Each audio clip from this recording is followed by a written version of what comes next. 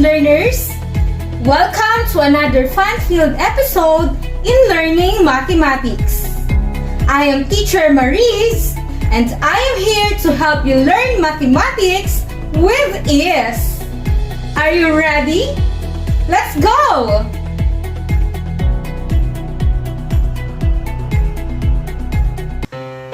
If a point is a dot, a line is an infinite series of points in a row, and it extends infinitely in either directions.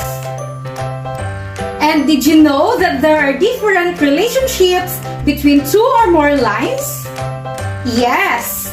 And in this episode, we will explore parallelism and perpendicularity.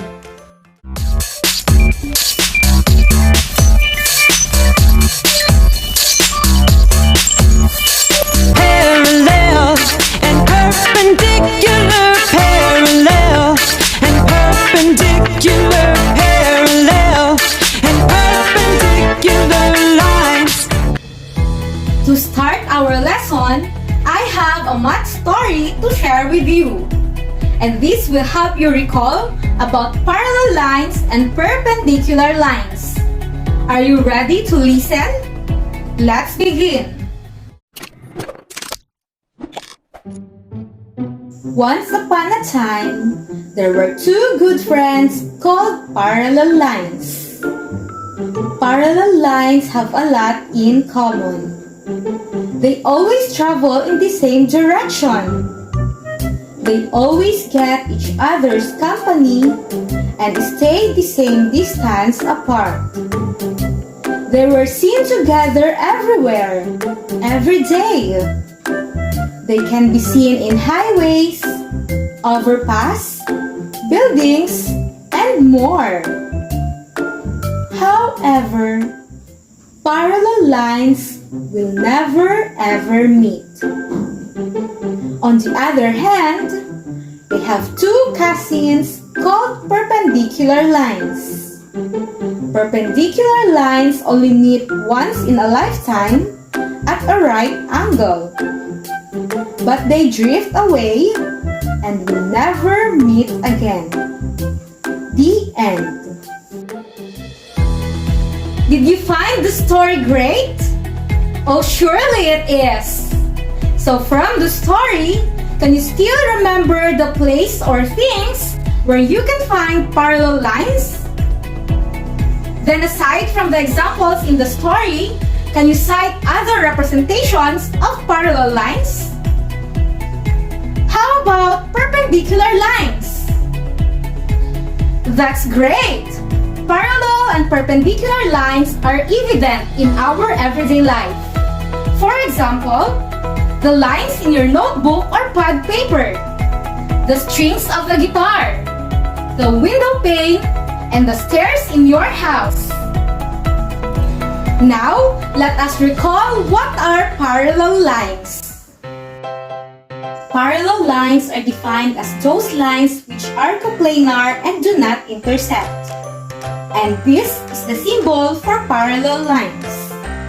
In this figure, line M is parallel to line N. A line that intersects two or more lines is called a transversal. In this figure, line A and line B are cut by the transversal line E. And if two lines are cut by a transversal, 8 angles are formed. In our example, angle 1, angle 2, angle 7, and angle 8 are called the exterior angles.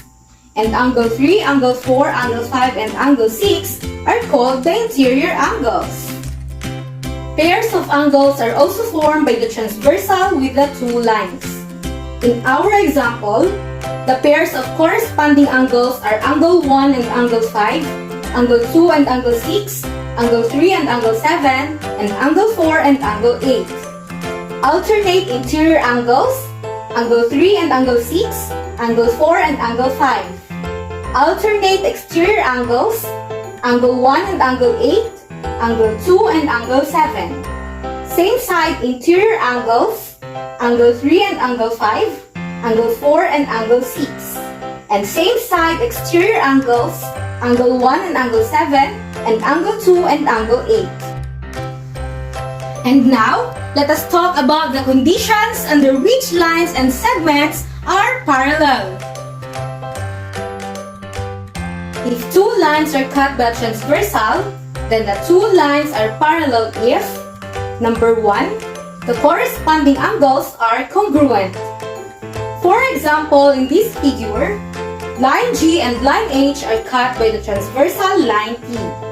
And we have the pair of corresponding angles, angle 1 and angle 3.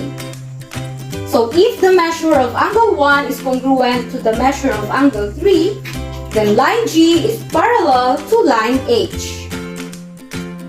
Number 2, the alternate interior angles are congruent. In this example, we have the pair of alternate interior angles, which are angle 2 and angle 7. So if the measure of angle 2 is congruent to the measure of angle 7, then line G is parallel to line H. Number 3, the alternate exterior angles are congruent. For example, if the measure of angle 5 is congruent to the measure of angle 4, then line G is parallel to line H. Number 4, the same side interior angles are supplementary.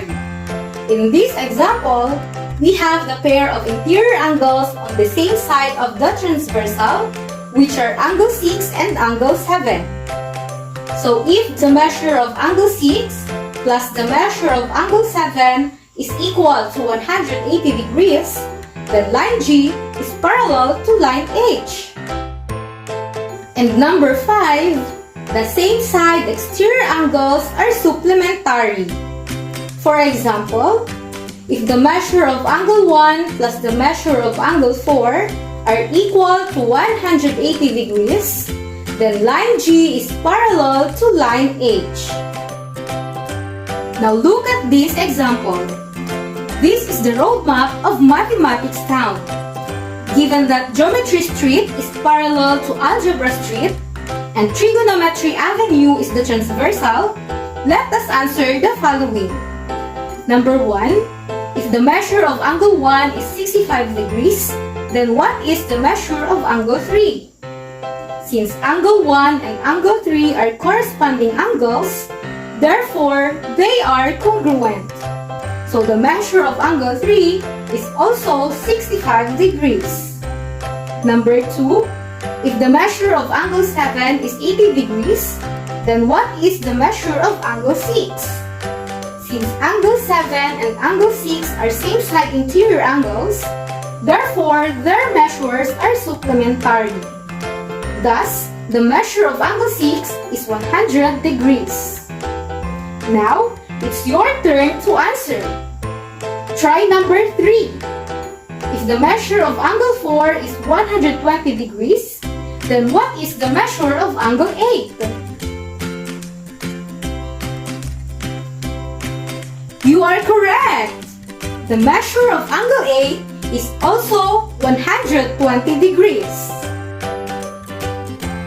Now that you know about parallelism, let us proceed to the perpendicularity of two lines. Perpendicular lines are two lines that intersect to form right angles. And this is the symbol for perpendicular lines. In this figure, line T is perpendicular to line H.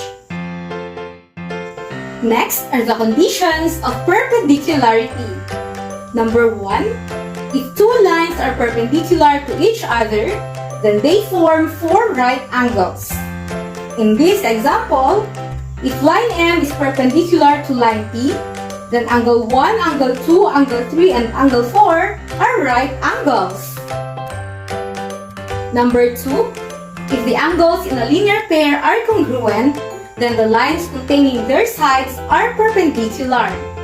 For example, if angle 1 is congruent to angle 2 and they form a linear pair, then line A is perpendicular to line H. And number 3, if two angles are adjacent and complementary, the non-common sides are perpendicular. In this figure, if angle MTA and angle HTA are complementary and adjacent, then line segment TM is perpendicular to line segment TH. Let us have this example. If the measure of angle COD is 50 degrees, what is the measure of angle IOD?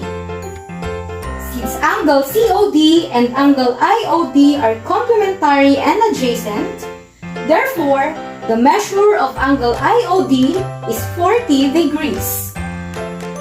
Next, will you try to answer number 2?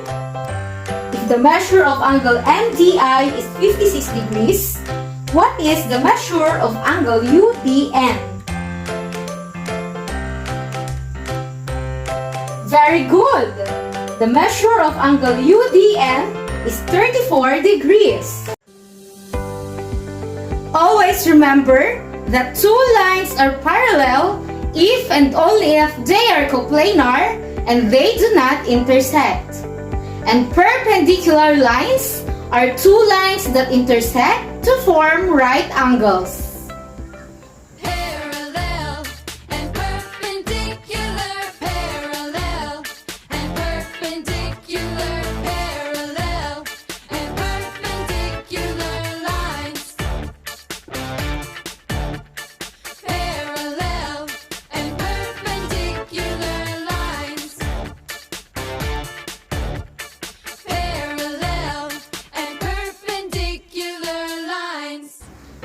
Let us see if you really understand our lesson.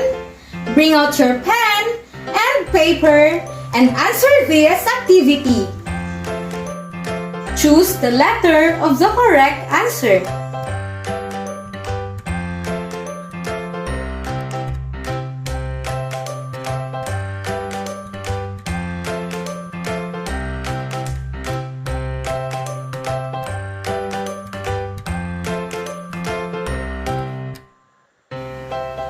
So that's all for now, grade 8 learners.